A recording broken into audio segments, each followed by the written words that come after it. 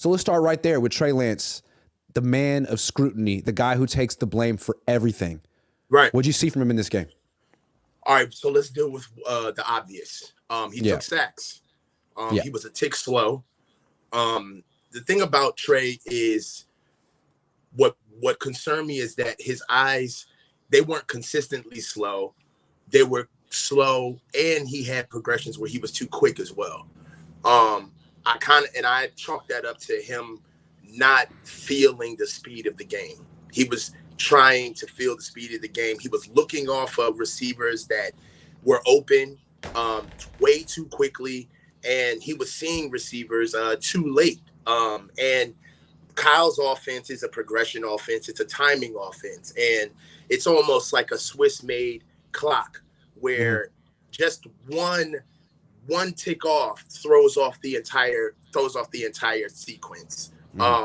And Trey really has to work on his timing, especially trusting what he sees. Now, one thing that I did see that was encouraging through that, Cohn, is he was seeing everything. Before, what worried me about Trey is that he seemed to not see everybody on the field. There were people running free, running open that Trey completely just missed. I saw him completely going through and seeing everything. So his eyes have progressed, but he's got to execute, right? He did have a muddy trigger where he should have let the ball go many times in a lot of reps.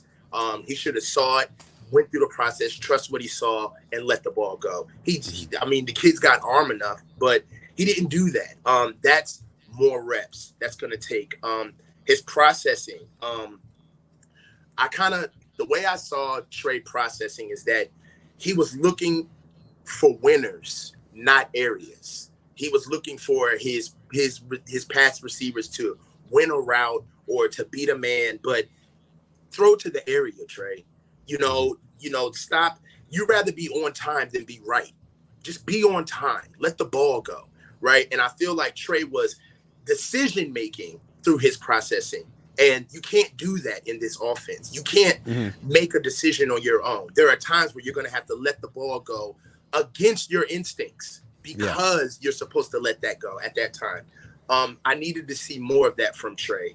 One thing about the pick is the worst pick for me was the second one that he threw midfield, far left hash to the linebacker. And it was a lazy pick. Before those sequences, Trey had found a lot of success in that area of the field. And I feel like he didn't process and hold that linebacker there or didn't even see him. Let's go half glass empty, right? Probably didn't even see him. And that was a lazy pick. And dare I say, he was maybe a little too settled at that time and was playing a little cocky because he was really getting a lot of progression out of that area of the field. And the TD, it was great. It had the attitude around the throw was great, but it was absolutely trash execution. It was right? late. It was really late. It was late. Yeah. It was horrible execution, but I love the attitude behind it. It was his last read, and really, the defender that was a would-be who would have picked the ball, he was breaking on that ball. He was actually leaving his area of the field to go break on that ball, and the ball was behind Chris Conley. So he just didn't execute. Now, what I did like, Trey belonged on the field. That's one thing.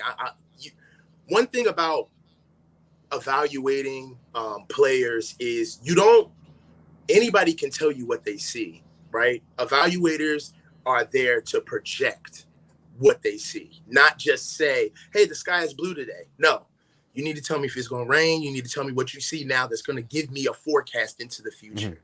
And from what I saw is Trey had worrisome mechanics that were concerning the last time I saw Trey play.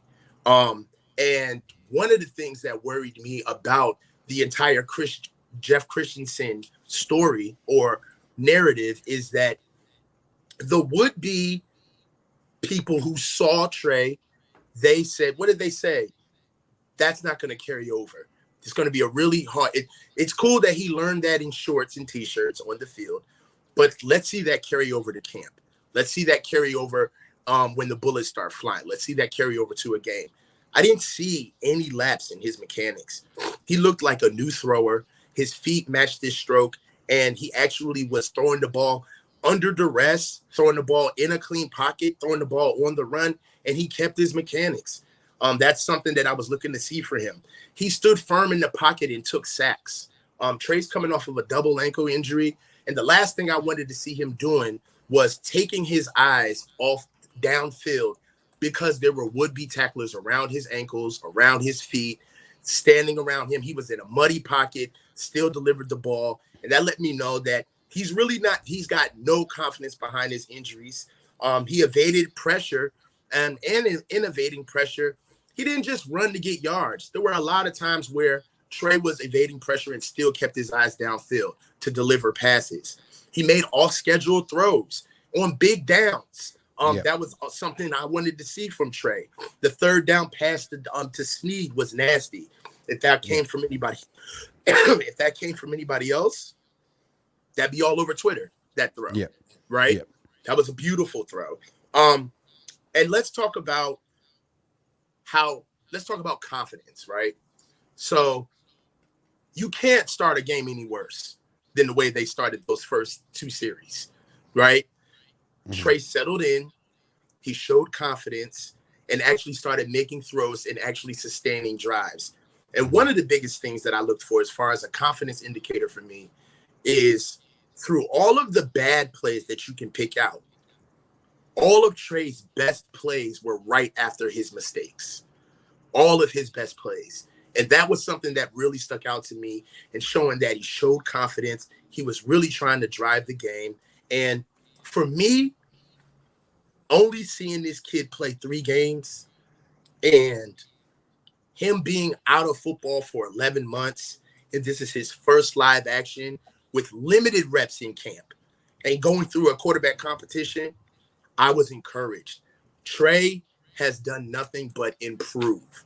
And Trey has led me to believe that the next time we see him out, he will improve. That's how I felt. So you think that he does belong on this team? Yes. Niner Empire DMV says Trey needs more reps and time to develop. People have been saying that for years since the pandemic hit. Sapper Maine says, Grant, all the headlines are about Trey, but why is no one, including the other content creators, not talking about the O-line? Will the O-line haunt the Niners? That's what we talked about today.